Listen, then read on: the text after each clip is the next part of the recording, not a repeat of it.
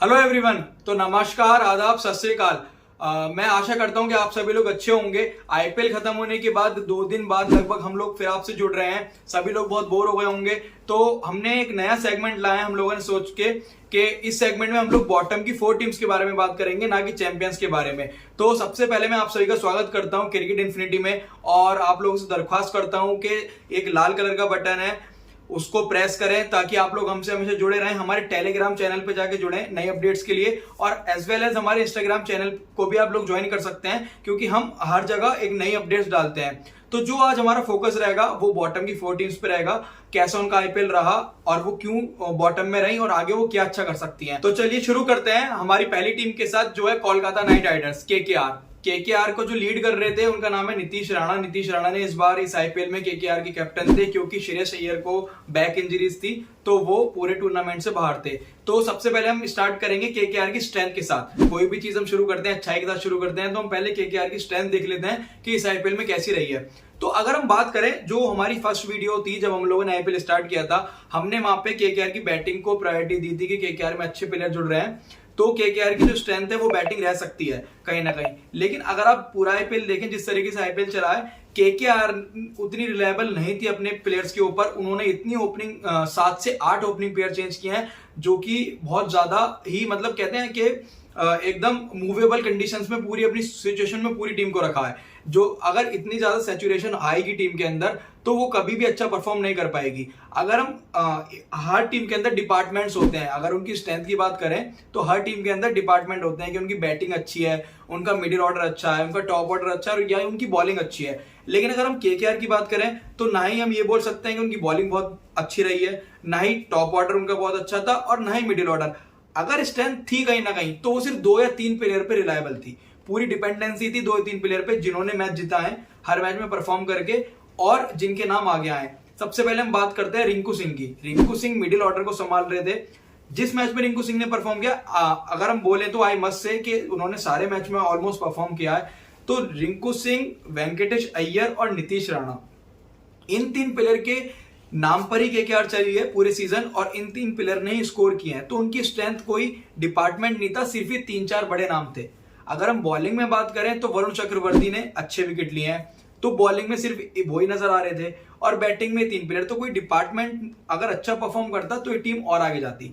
तो अभी अगर हम बात करें, सबसे पहले हम बात करेंगे कि स्ट्रेंथ मैंने आपको बताई कि खाली प्लेयर के नाम थे और कोई डिपार्टमेंट में नहीं था। लेकिन अगर हम एक have a look on this के कौन कौन से मैचेस ऐसे थे केकेआर के जो बहुत ज्यादा क्लोज गए, क्योंकि उन्हीं मैचेस का फर्क पड़ा है पॉइंट्स टेबल में। 7th पोजीशन पे केकेआर रही, 12 पॉइंट्स केकेआर के थे, कि 12 से 16 भी हो सकते थे। शायद केकेआर अच्छा परफॉर्म करती और ज्यादा तो वो क्वालिफाई कर सकती थी। तो हम एक बार नजर डालते हैं फिक्चर्स पे कि कौन कौन से क्लोज फिक्चर्स थे। अगर हम पहले ही मैच की बात करें केकेआर की, जो पंजाब के साथ खेला गया था, वहां पे पंजाब ने 191 बनाए थे और केकेआर ने 146। हाँ, लेकिन उस मैच में बारिश थी, डगवर्थ लुइस की वजह से पंजाब को 7 रन से जीत मिली थी।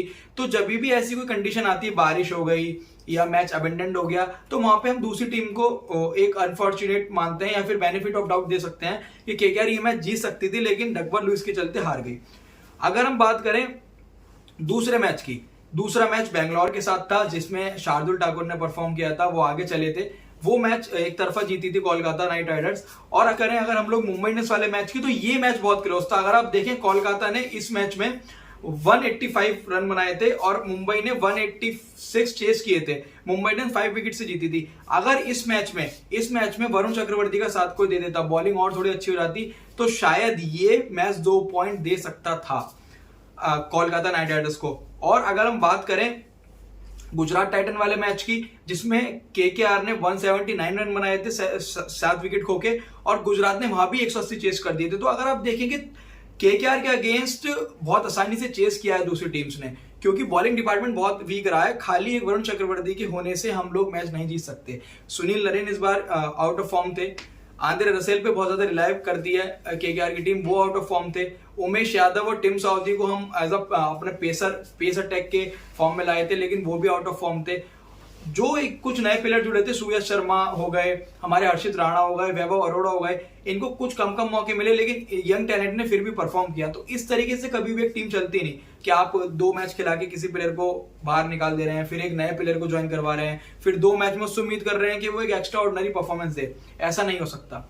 तो और अगर 12 पॉइंट्स पे खत्म किया था केकेआर ने, आप लोगों को याद होगा जो गुजरात वाला मैच था जहां पे लास्ट 5 बॉल पे 5 सिक्सेस लगाए थे रिंकू सिंह ने, तो वो भी एक एक्स्ट्रा ऑर्डिनरी परफॉर्मेंस थी रिंकू सिंह से। अगर वो 5 सिक्सेस नहीं आते तो ये पॉइंट्स कहीं 12 की जगह 10 भी रह सकते थे केकेआर के, सब लोग जानते हैं। तो यही चीज है कि किसी 2 या 3 प्लेयर पे रिलाय करना और उन्हीं पे डिपेंडेंसी छोड़ देना कभी भी किसी टीम को आगे नहीं ले जा सकती है। ये मैंने क्लोज फिक्सचर्स की बात करी। अब अगर मैं देखूं, मैं बात करता हूं स्टैट्स पे, क्या क्या स्टैट्स रहे, कौन कौन प्लेयर्स टू वॉच थे अभी तक केकेआर के लिए और किसकी वजह से केकेआर 12 पॉइंट्स अर्जित कर पाई है। अगर हम एनालिसिस के थ्रू देखें करीब से, तो रिंकू सिंह का चेहरा सबको ध्यान में, और रिंकू सिंह ही सबसे ऊपर है। रिंकू सिंह ने 14 मैच में 474 रन बनाए। अगर कोई प्लेयर तो 4th या 5th प्लेस पे खेलने आ रहा है और वो 474 रन बना रहा है, इसका मतलब वो टीम में 70 to 80% कॉन्ट्रीब्यूट कर रहा है उसकी जीत में।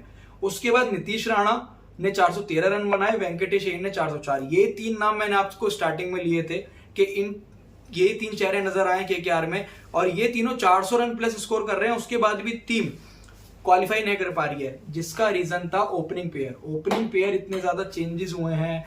रहमानुल्लाह गुरबाज को कभी मौका दिया, वो नहीं चल पाए तो जगदीशन को लिया है, जगदीशन नहीं चल पाए तो स्टार्टिंग में हमारे पास, फिर बाद में जेसन रॉय को लेकर आए। तो अगर मैं आपको बताऊं तो बैटिंग में ओपनिंग पेयर सबसे ज्यादा खराब था, जिसकी वजह से जिसका भुगतान केकेआर को करना पड़ा। अगर हम बॉलिंग की बात करें, वरुण चक्रवर्ती लगातार खेले हैं। अगर हम मोस्ट विकेट भी देख लें केकेआर की तरफ से, तो वरुण चक्रवर्ती के 20 विकेट, उसके बाद सुनील नरेन के 11 विकेट। आप गैप देखिए, 20 विकेट के बाद 11। तो वरुण चक्रवर्ती को साथ देने वाला कोई नहीं मिला। बॉलिंग भी बहुत ज्यादा ऑर्डिनरी हुई थी केकेआर की तरफ से।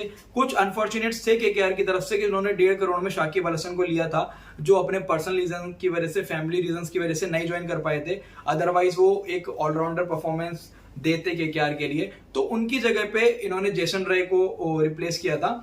तो जेसन रॉय जब भी आए, जैसे उन्होंने टीम के स्क्वाड को ज्वाइन किया था, उन्होंने अच्छी परफॉर्मेंस दी। हम ये नहीं बोल सकते कि उन्होंने कुछ नहीं किया। तो शाकिब अल हसन का रिप्लेसमेंट का थोड़ा बहुत फायदा मिला, पूरा तो नहीं, क्योंकि बॉलिंग नहीं कर पाए जेसन रॉय। और अय्यर जैसे इंजर्ड थे, उसकी जगह आर्य देसाई प्लेयर है गुजरात के, वो रिप्लेसमेंट थे श्रेयस अय्यर का, लेकिन वो पूरे आईपीएल नहीं खेले। तो जो भी रिप्लेसमेंट आए थे उनसे भी कुछ खास इंपैक्ट पड़ा नहीं केकेआर की टीम पे। तो मैंने आपको बैटिंग के बारे में बताया, बॉलिंग के बारे में बताया। अगर अब हम बात करें अब स्क्वाड पे, जो पूरा स्क्वाड था, आप लोगों ने स्टार्टिंग से जो केकेआर के फैंस हैं वो सब देख रहे हैं कि क्या क्या रीजन रहे थे। नीतीश राणा रहे हमारे बैटिंग में, लेकिन वेंकटेश अय्यर रहे, रिंकू सिंह रहे, ये तीनों हमेशा स्टेशनरी रहे, खेले सारे मैचेस वो, लेकिन ऊपर बहुत ज्यादा ही डिस्क्रिपेंसी क्रिएट हो गई थी टीम के अंदर, जिसकी वजह से ये इफेक्ट पड़ा। फिर बीच में रिंकू सिंह से हम हमेशा उम्मीद नहीं कर सकते हैं, और लास्ट में आके वरुण चक्रवर्ती को साथ देने वाला कोई नहीं था। तो अगर हम देखें कि एक भी डिपार्टमेंट हिट नहीं था केकेआर का, तो जो वीकनेसेस थी उसके बारे में हम लोगों ने बात करी। अब मैं बताना चाहता हूं अपनी तरफ से कि एनालिसिस के थ्रू के जो नेक्स्ट ईयर केकेआर की टीम है वो क्या अच्छा कर सकती है और क्या हम लोग और बढ़िया कर सकते हैं केकेआर की टीम को प्लेऑफ्स में क्वालिफाई करवाने के लिए। सबसे पहले केकेआर को नेक्स्ट ईयर के लिए अपने 2 एक प्रॉपर ओपनर ढूंढने होंगे। अगर ओपनर नहीं मिलते हैं, आई होप के नेक्स्ट ईयर अय्यर वापस आएंगे, बिल्कुल आएंगे, खेलेंगे। तो फर्स्ट डाउन अगर वो खेलेंगे तो नीतीश राणा सेकंड डाउन आएंगे, और शायद वेंकटेश अय्यर ओपनिंग करेंगे।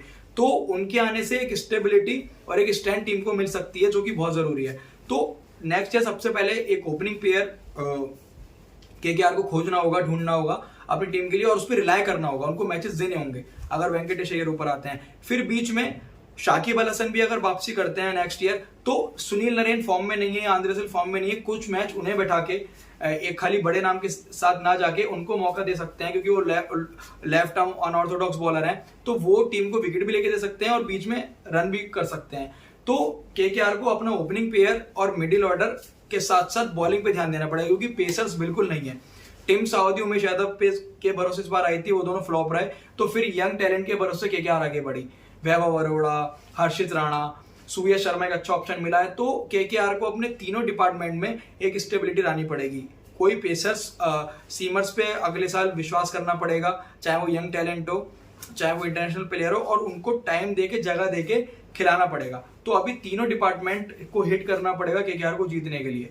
तो जो भी हम मेरे व्यूज थे केकेआर की टीम पे, एक नया सेगमेंट हम लोग लेके आए हैं। अगर आपकी तरफ से कुछ और होगा केकेआर में क्या इंप्रूवमेंट हो सकती है, तो मैं चाहूंगा आप लोग कमेंट में बताएं मेरे को, ताकि मुझे भी पता चले कि मेरे एनालिसिस में कहाँ पे कोई वीकनेस है मेरी तरफ से। अगर नहीं तो मैं चाहता हूँ कि आप लोग सपोर्ट करते रहें हमें इसी तरीके से आगे बढ़ते हुए। हम लोग जो बाकी की 3 टीम बची हुई हैं अभी, उनका एनालिसिस करके भी आप लोगों के सामने लाएंगे।